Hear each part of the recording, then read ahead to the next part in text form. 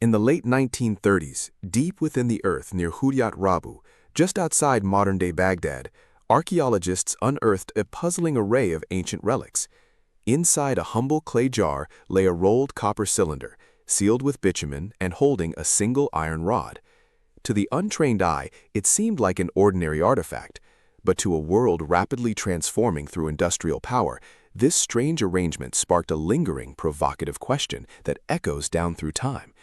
Could humanity have mastered electricity thousands of years before the modern age, or were these objects created for a far more sacred, mundane purpose?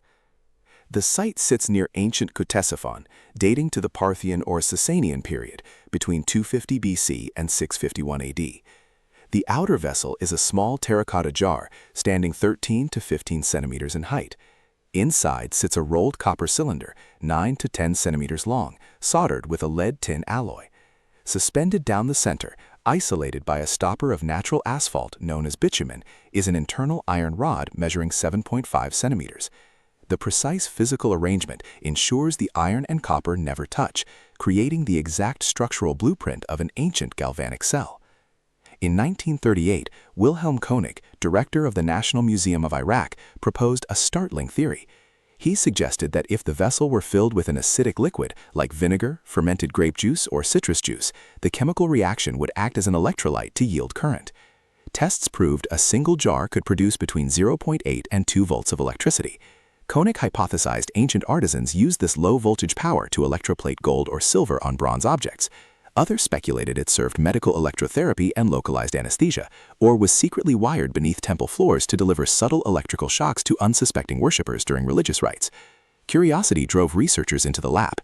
In 1940, Willard Gray at General Electric built a replica using grape juice, generating over 1.5 volts. Decades later, in the 1970s, Arne Eggebrecht at the Romer and Pelizaeus Museum claimed successful electroplating using replica battery arrays, though formal documentation was never published. By 2005, a MythBusters experiment connected 10 replica vessels filled with lemon juice and wine in series, yielding over 4 volts of usable electricity. Science confirmed the core concept as physically plausible. Yet mainstream archaeologists remain deeply skeptical. Leading scholars like Dr. Paul Craddock and Dr. Elizabeth Stone identified the jar as a document storage vessel. They argued it preserved sacred texts, prayers, or magical incantations on parchment or papyrus from moisture or decay. Similar terracotta vessels containing intact papyrus scrolls were recovered in nearby Seleucia. Throughout ancient Mesopotamia, bitumen was widely utilized as a standard waterproofing agent rather than a dedicated electrical insulator. Furthermore, degradation patterns on the iron rod reflect contact with organic scroll material rather than exposure to chemical acid. Critical technical flaws also plagued the battery theory. Excised from the site was a complete absence of ancient conductive wires, external leads, or electrical circuitry. The complete bitumen seal prevents wire attachment without destroying the assembly. Moreover, microscopic crystal structures of ancient gilded objects confirm traditional fire gilding through mercury amalgamation or leaf foil application, not electroplating. A single vessel generates minimal current in milliamperes, rendering practical industrial use highly inefficient.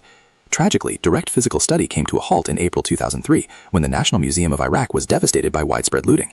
The original artifacts disappeared or were destroyed, leaving modern researchers restricted to pre-2003 documentation, measurements, and historical photographs. Today, the Baghdad Battery remains a highly contested subject in experimental archaeology.